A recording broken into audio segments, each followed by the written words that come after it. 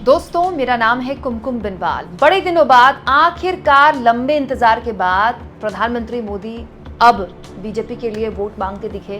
पहला उन्होंने एक प्रचार किया, पहली चुनावी रैली हरियाणा में उन्होंने संबोधित की। लेकिन इस रैली को पूरा सुनकर एक चीज़ तो समझ में आ गई कि हुड्डा ने दरअसल बीजेपी और मोदी जी का पूरा सिस्टम हिला दिया है। कम से कम हरियाणा के अंदर तो हिला दिया है। दोस्तों, ये सिस्टम इस तरह से हिला है बीजेपी का कि एक तरफ मोदी जी अपनी पार्टी के लिए वोट मांग रहे थे हरियाणा में, वहीं दूसरी ओर दीपेंद्र हुड्डा और उनके पिता की मौजूदगी में धड़ाधड़ बीजेपी के विकेट गिर रहे थे। और विकेट गिर के किसकी झोली में जा रहे थे? हुड्डा के, या फिर ये कह लें कि कांग्रेस के। दोस्तों, कैसे हुड्डा परिवार ने नाक में दम किया हुआ है बीजेपी की, इतने कि मोदी जी को अपनी पहली रैली में हुड्डा परिवार को निशाने पर लेना पड़ा।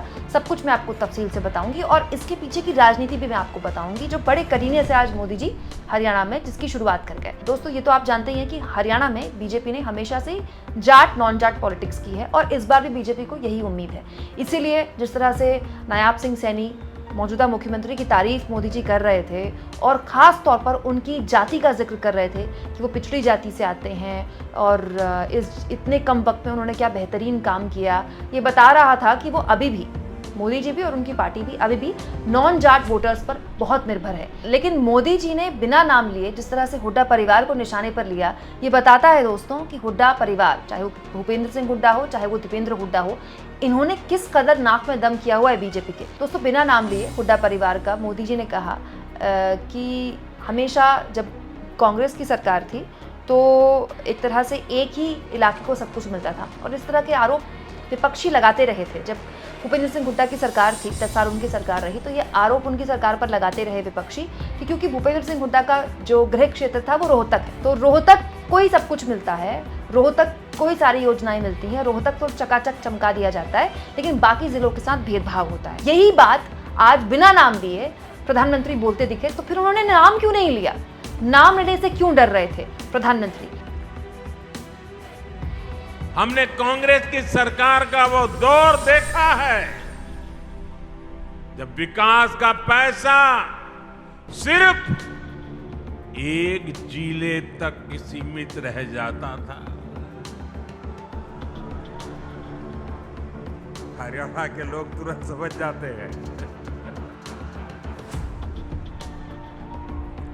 इतना ही नहीं, वो पैसा किस किस की जेब में जाता था, ये भी हरियाणा का हर बच्चा जानता है। एक और दोस्तों, प्रधानमंत्री बिना नाम लिए हुड्डा परिवार को निशाने पर ले रहे थे, वहीं जिस वक्त प्रधानमंत्री रैली कर रहे थे, ठीक उसी वक्त दीपेंद्र हुड्डा ने देखिए ये ट्वीट किया है। दोस्तों, आज दिल्ली निवास पर भाजपा किसान मोर्चा के अध्यक्ष व पूर्व विधायक सुखविंदर सिंह माडी, पूर्व मंत्री जयप्रकाश गुप्ता ने अपने समर्थकों के साथ भाजपा छोड़कर कांग्रेस पार्टी का दामन थामा। इस दौरान कितने लोग वहां पर मौजूद थे, बकायदा उन्होंने सबके नाम लिखे हैं। दोस्तों, दीपेंद्र हुड्डा उस वक्त बड़े बड़े बीजेपी के नेताओं को कांग्रेस में शामिल करवा रहे थे जिस वक्त मोदी जी कांग्रेस की सरकारों को मतलब 10 साल पिछली सरकार जो रही उसको लगातार कोस रहे थे।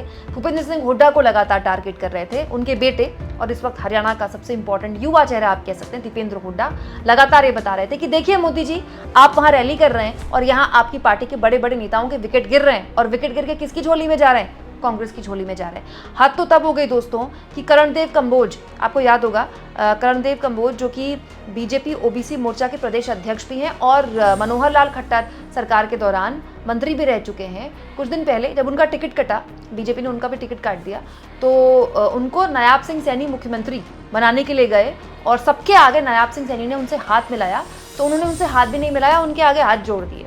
तो ये वीडियो भी काफ़ी वायरल हुआ था हरियाणा में, जो कि मैंने आपको इस वीडियो में दिखाया भी था। वो भी कांग्रेस में शामिल हो गए और इसकी तस्वीर भी दीपेंद्र हुड्डा ने अपने सोशल मीडिया में बाकायदा शेयर की थी और उनके साथ जो जो लोग शामिल हुए थे वो तस्वीर भी शेयर की थी। और ये तस्वीर उसके बाद काफ़ी चर्चा में आई कि देखिए, सीएम से तो हाथ नहीं मिलाया करणदेव कंबोज ने, लेकिन पूर्व सीएम यानी कि भूपेंद्र सिंह हुड्डा से हाथ मिला लिया। ये वो तस्वीरें हैं दोस्तों, ये वो फोटोज हैं जो परेशान कर रही हैं भाजपा को, जो परेशान कर रही हैं मोदी को। बहुत से लोग ये कहते हैं दोस्तों कि हरियाणा में भीतरघात है, हरियाणा में गुट है।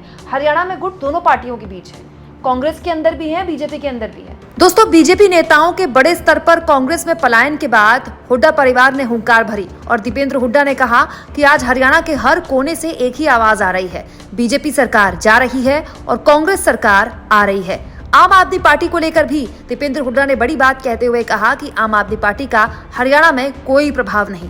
याद रखा जाए कि आम आदमी पार्टी से गठबंधन को लेकर राहुल गांधी शुरुआत से पॉजिटिव थे, लेकिन दीपेंद्र हुड्डा और भूपेंद्र सिंह हुड्डा लगातार कहते रहे कि आम आदमी पार्टी की जरूरत कांग्रेस को नहीं है।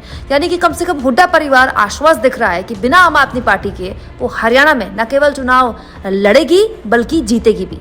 बीजेपी के अंदर तो जो हाल इस वक्त गुटबाजी का है आप सब जानते हैं। मतलब जिस लेवल पर, जिस स्पीड में बीजेपी के नेता दूसरी पार्टियों में जा रहे हैं या फिर अपनी पार्टी के खिलाफ निर्दलीय ताल ठोक रहे हैं, अपनी पार्टी के खिलाफ आंसू बहा रहे हैं। बीजेपी के पूर्व अध्यक्ष रामविलास शर्मा तो अभी 2-3 दिन पहले बाकायदा दहाड़े मार मार के रो रहे थे। तो ये अपने आप में बताता है कि बीजेपी के अंदर किस लेवल की गुटबाजी है। वैसी गुटबाजी कांग्रेस के अंदर भी है, लेकिन इसमें कोई दो राय नहीं दोस्तों कि उतनी गुटबाजी होने के बावजूद भी हरियाणा में जो एक छत्र राज है इस वक्त, जिस एक नेता का कांग्रेस के अंदर, वो भूपेंद्र सिंह हुड्डा और उनके बेटे दीपेंद्र हुड्डा है। ये आपको आदेश रावल, वरिष्ठ पत्रकार है, कांग्रेस को बड़े करीनी से समझते हैं, देखते हैं। उन्होंने देखिए कुछ दिन पहले ये शेयर भी किया जब कांग्रेस पार्टी ने अपने 90 सीटों की सूची जारी कर दी, सारे उम्मीदवार घोषित कर दिए, तो इसका सार इन्होंने लिखा है। पत्रकार आदेश रावल लिखते हैं, हुड्डा परिवार 72 सीटें, मतलब 90 में से 72 सीटें हुड्डा परिवार के कहने पर दी गई हैं, बांटी गई हैं। 72 उम्मीदवारों के नामों का ऐलान या नामों पर जो फाइनल मोहर लगी है वो हुड्डा परिवार के कहने पर लगी है। शैलजा को 9 सीटें, मतलब शैलजा के लोगों को 9 सीटें मिली हैं, सुरजेवाला को 2, कांग्रेस नेतृत्व को 5, अजय यादव को 1, सीपीआईएम को 1।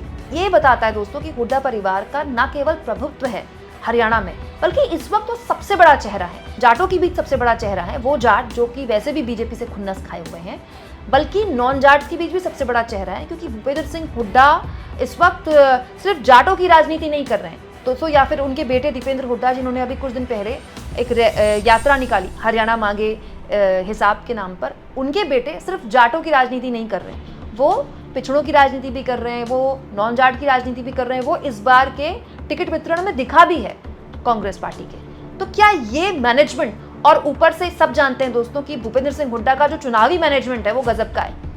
यही चुनावी मैनेजमेंट था कि अगर जेजेपी ना होती 2019 में तो कांग्रेस की सरकार बन गई होती। जेजेपी की वजह से कांग्रेस को काफी नुकसान हुआ, लेकिन इस बार जेजेपी नहीं है। पूरा प्रचार का कमान भूपेंद्र सिंह हुड्डा और दीपेंद्र हुड्डा ने अपने हाथ में लिया है। तो क्या यही बात है जो बीजेपी को परेशान कर रही है, मोदी को परेशान कर रही है, कि मोदी को इशारों में बिना नाम लिए हुड्डा परिवार को निशाने पर लेना पड़ रहा है, और मोदी जी को जवाब देने के लिए ठीक उसी दिन जब मोदी जी रैली कर रहे हैं, ताबड़तोड़ वरिष्ठ बीजेपी के नेता कांग्रेस में शामिल करवा रहे हैं। कौन? भूपेंद्र सिंह हुड्डा और दीपेंद्र हुड्डा। आप दोस्तों जिस तरह से हुड्डा का वर्चस्व हरियाणा में एक बार फिर से हरियाणा की राजनीति में बढ़ा है, इसको किस तरह से लेते हैं कमेंट बॉक्स में जरूर लिखें, और जितना हो सके चैनल को शेयर करें, सब्सक्राइब करें, और थैंक्स और ज्वाइन के ऑप्शन से अगर आप चाहें तो कुछ आर्थिक मदद भी चैनल की जरूर करें।